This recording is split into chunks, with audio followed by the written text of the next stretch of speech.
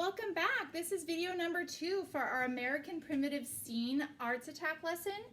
The very first video we worked on creating a scene that was in the likeness of the way painters back in the colonial American times would paint.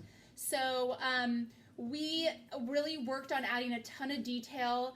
This is where I ended the lesson when we stopped video number 2, and I asked you to continue working on your creation until you were satisfied, and then to click on this next video.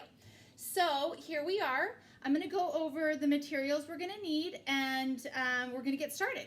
So you are going to need a cup of water. You're going to need a paper towel of some sort. You are also going to need your watercolor set. If you can use the one that was handed out with the materials, I think it was last time. I can't remember. It might have been before winter break. So I'm not really sure. Or after winter break. I can't remember. So grab a set of watercolors, either the ones that were handed out, or if you have a set of watercolors at home that you prefer, you can use that. You're going to need some paintbrushes. If you want to use the paintbrush that was handed out at the beginning of the school year, you can use that. If you have other ones that have different size brushes, go grab that. These are the 3 that I'm going to use. I had these other 2 at home.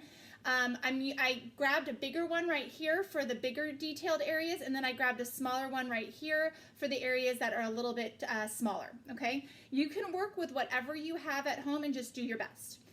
If for some reason you do not have watercolors, you can still add color using either crayons, color pencils, or markers. So, or even, hey, if you want to get out your oil pastels, that's something you can do too. So you have options that are available to you in your home that you can use to add color to this, okay? So I'm going to go over what we need to remember in order to have a positive mindset while we do our art lesson. So number 1, always try your best. Number 2, if you get frustrated, take a deep breath, count to 10, take another deep breath and try again. If you need a break, take a break. If you need to shake it out. Whatever you need to do in order to get recentered, do that and come on back and persevere. Number 3, everyone's art will turn out uniquely different. Your artwork is going to be different than mine and everyone else in the classes, okay, even though we're working on the same concept. And number 4, art is not perfect. We're just trying our best and giving it our all. So let's have some fun and get started. I wanted to show you where Joey left off with his as an example, a student example right here. So, what's up?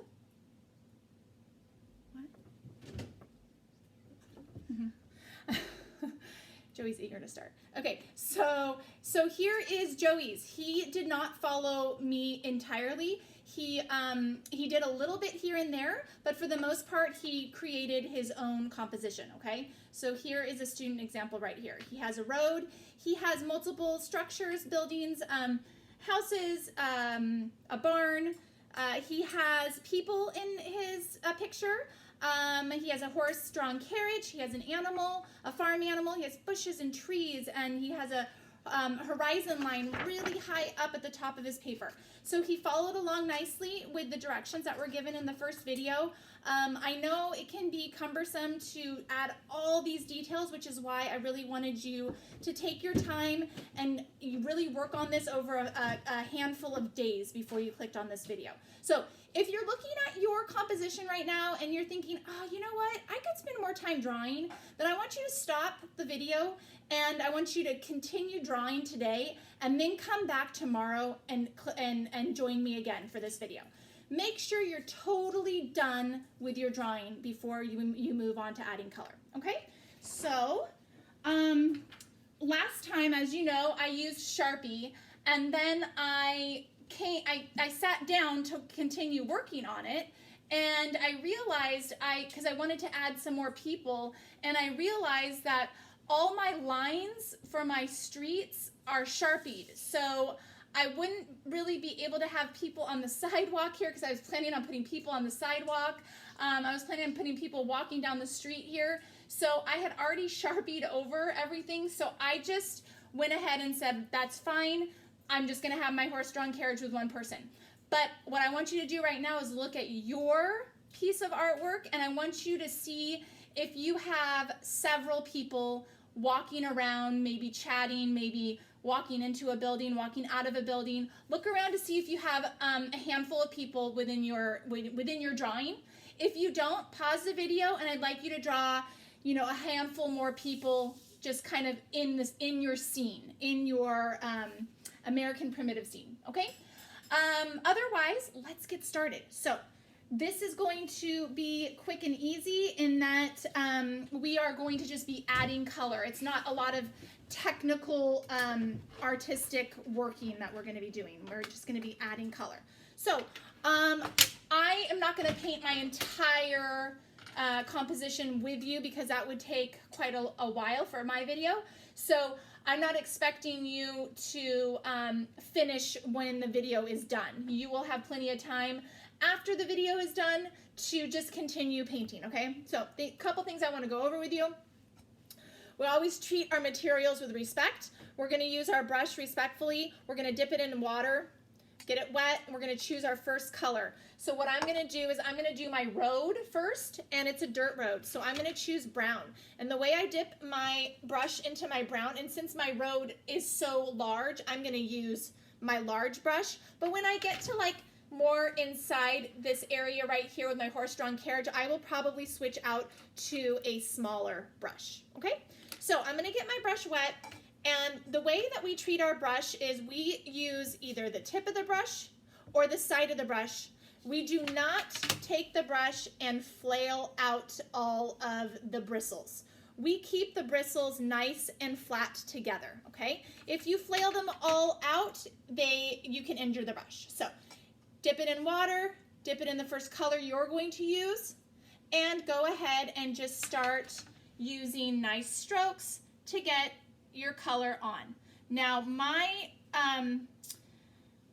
canvas right here is in a horizontal position, so I have to be careful because it's just my water's just gonna drip right off onto the floor, which is not a big deal because I can just wipe it up. I'm not over carpet, but you have the luxury of having yours flat, so really just be mindful of not smearing with your hand going across. Be mindful of staying within the lines that you have created, and just doing your best to add color all around, okay? So if you want to make your colors darker, you add more paint to the area that you are painting. If you want to make your color lighter, you add more water to that area that you're painting, okay? Just some techniques. I am going to be using this bigger brush, just going around. I'm not getting into where, I have to be careful here though, because like I said, I'm upright and I have to be careful with how wet my paint gets because I don't want it to roll down into the other parts. But you don't have to worry about that because you guys are flat. Speaking of your work area, make sure wherever you're set up in your home, you have protected the surface area you are on so that you don't make a huge mess. This is all washable. It's Crayola brand, so it's all washable. That was handed out to you. Some of them might not be Crayola brand that I handed out, but everything that I purchased and handed out is washable. Let's see, what else did I want to share with you? So I'm coming around, see how I'm just doing my big brush here, and I'm just kind of going around doing the outline, and then I'm going to switch over to my little brush to get in between. Joey, do you have any helpful hints or tips for your buddies? No. As you're painting, anything come to your mind, like what you're doing in order to get the color on nicely and in between your lines? Do small strokes. Small strokes, okay, so Joey's suggestion to you is to do small strokes within the tiny areas. Take your time, it's not a race. Okay, so I've kind of gone around, and if I want to get closer into my detail, I'm going to switch out my brush. If you were just using a brush and you're going to switch out colors, or if you were using a big brush and you're going to switch out to a small brush, or you're using the same brush throughout but you're going to switch colors, you're going to gently take your brush, dip it in your water. You're going to gently get the excess water and the excess paint off. That looks like it needs a little bit more of a clean before you dip it in the next color, right? We're going to treat our watercolors with respect because we may come back and use them later on for another lesson. So make sure that you're not mixing your colors together. Keep your colors separate, and make sure at the very end of the lesson you clean up around each color. Just wipe it up with your what do you call it? With your paper towel or your napkin, whatever you're using. That paintbrush is too small. Okay. So the goal of this period of time in this lesson is to get all the color onto your canvas, okay? And then when we come back for the third video, your composition needs to be totally dry. So you need to put this in a safe place in order for it to dry nicely. And then when you come back for video number 3, all you need is your Sharpie, your black Sharpie, because all we are going to do is we are going to Sharpie over our pencil lines to make everything pop nicely. Sometimes when we watercolor, the colors can kind of run together. And so I always like to, I really enjoy I enjoy the way it looks when we, for our Arts Attack lessons with watercolor, especially with details like this, to outline with Sharpie. But you know, everybody has their own way of doing art. You know, you might find that in a different piece that you might watercolor that you don't want to do Sharpie. You don't always have to do it. I just kind of think it cleans it up a little more, but that's just my opinion. Okay, Joe, anything you want to share? No. 'Cause I don't really have much else to say. If you see, I'm just really gently going into the little tiny areas, taking my time. This is a big task in patience, okay? So you could be doing this part of the lesson for multiple days. And if you are gonna spread it out between like 2, maybe 3 days, then I would budget your time wisely. Choose a chunk of time where you have a good 45 minutes where you can just sit down, get all your materials out, sit down and work, you know? So you can carve out a time in your day during your either after school or on the weekend where you're just kind of adding the color. And this is, I don't want to say mindless, but it's not so technical where you have to really be super focused. So you could turn some music on, or you know, you could even like call somebody and be chatting away with them on the phone while you're adding the color in. You might even call someone in the class. Hey, let's paint together. You could do like a virtual paint sitting with a friend. That just came to my mind. A lot of options. Or if one of your siblings or cousins or an adult in your family is doing something that's creative, you guys could sit at the same table and do it together, right? Have a school-home connection moment. Okay. So this is, oh, well, my cup is in front of you. So this is how I have started my painting. I'm going to continue to go up through my road, and then I'm just going to hit all the different areas and watercolor the whole thing in. I don't really think that you guys need to listen to me as I'm doing it because yours is going to be different than mine. I think you guys can take off from here on your own and go ahead and finish up. And then when you're ready for the third video, click back on, and then we will wrap it up by adding the Sharpie. I, of course, already have my Sharpie, so I think during the third video, I might even have Joey run it. You want to run the third video? No? Maybe? We'll see. I'll see if I can talk him into it. All right, so when you are all finished, or if you are finished, when you are finished for the day, we're only 15 minutes in. It would be great if you worked on this for at least another half hour. Give yourself a good 45-minute chunk each time you sit down. Budget your time wisely, and you can get this done within a couple days.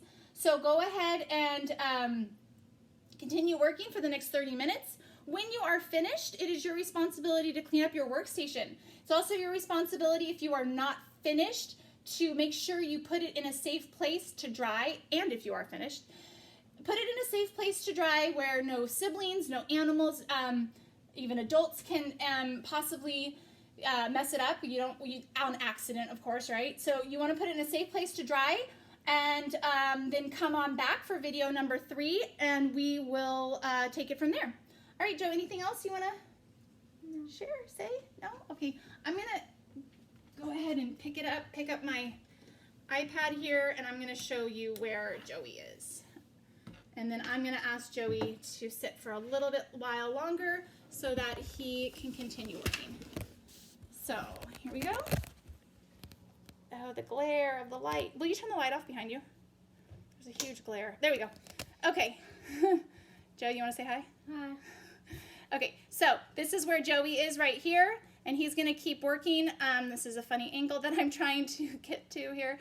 And he's going to continue working, and we will see you for video number 3. And have fun, and good luck, and persevere. All right, take care, guys.